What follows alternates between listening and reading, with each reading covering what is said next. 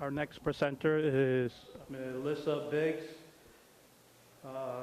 She's a partner at DMV. And she's obviously our lobbyist between both organizations. We rely on her. She's our eyes and ears at the Capitol, and we never miss her emails that we get on Fridays.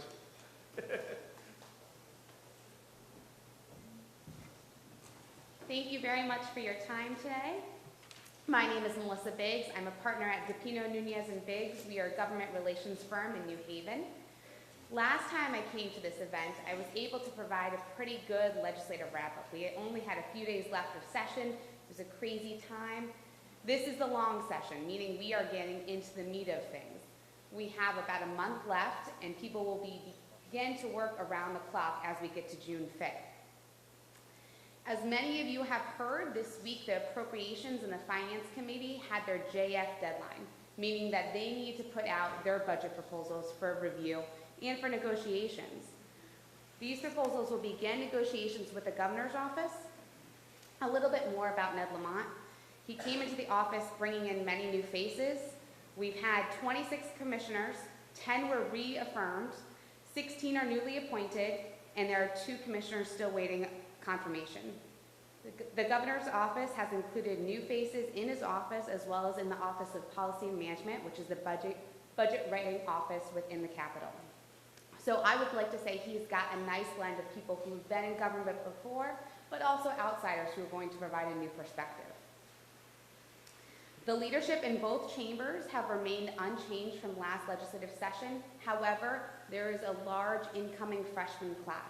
So we have a lot of new legislators in both the Senate and the House, and that has resulted in a lot of changes to the committee leadership. So on the smaller level, we've seen a lot of changes on how things are run.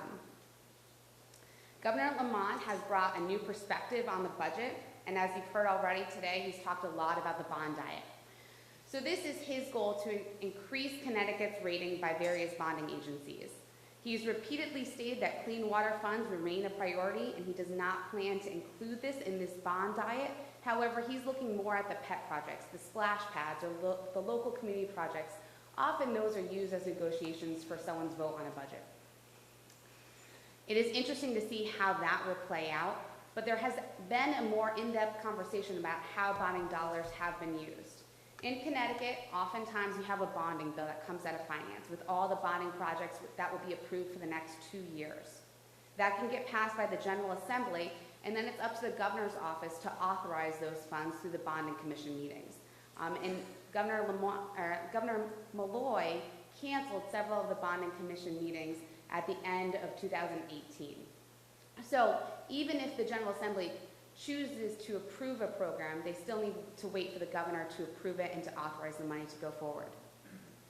There has been a little back and forth, you may have seen in the news, with the Senate Finance Chair arguing that the General Assembly should have more control over that money. They've also discussed a lot of backlog between bonding dollars that have been authorized but yet go unallocated, and this can happen for years on end. So I think we will see that process change a bit as we move forward to the legislative session. I just wanted to give some brief notes about the current budget proposals that you may see. Just that way you can say you heard it here first. The finance package that was approved on Wednesday night includes a tax on plastic and paper bags. It does include toll revenue and recreational marijuana revenue. The appropriations budget that was passed on Tuesday, I apologize, it's been a very long week, but it passed on Tuesday, included money for paid family medical leave as well as an increased minimum wage. But there's still a debate about how teacher pension liabilities should be addressed. Now, mind you, Connecticut does things very differently. So we're going to pass a budget with line item proposals, both in the finance and the appropriations. Those will get meshed together to have one budget document. But what people often hear about talked is these implementer bills. These are the bills that implement how these funds are spent. So when we talk about these big programs like tolls or paid family medical leave, while you may see revenue attributed to them in the budget or a line item, the actual details of those proposals we put forward in a separate bill. There are several clean water initiatives that we've been following through the legislative process. On Wednesday, the Finance Committee voted out a bill that will allow more municipalities to create a stormwater authority.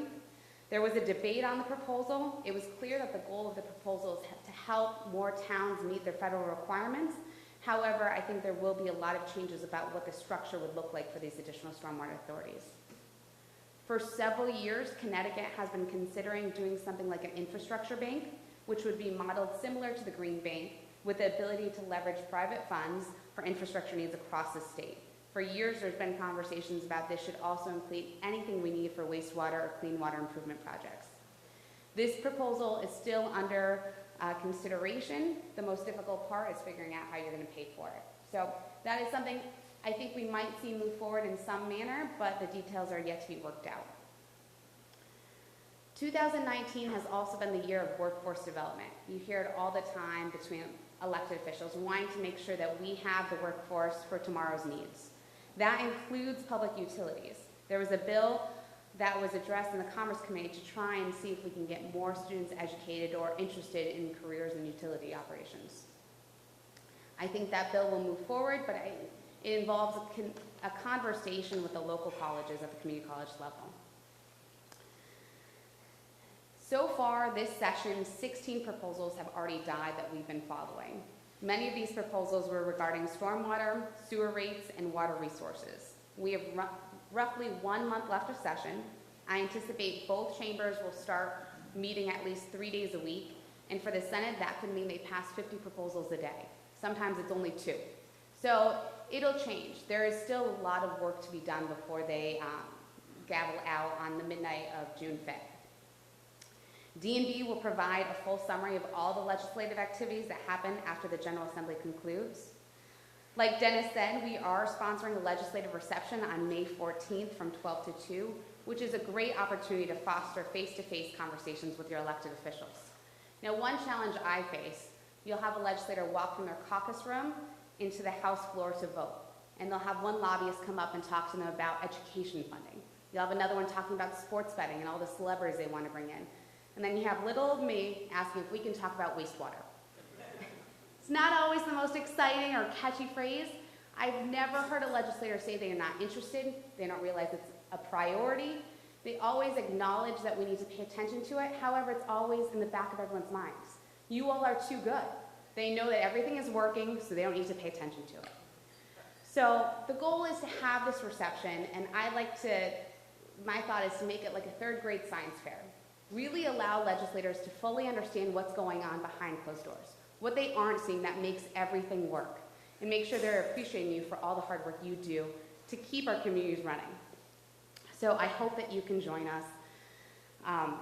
Thank you for all your time today. It's been great working with you, and I hope to see many of you at the reception.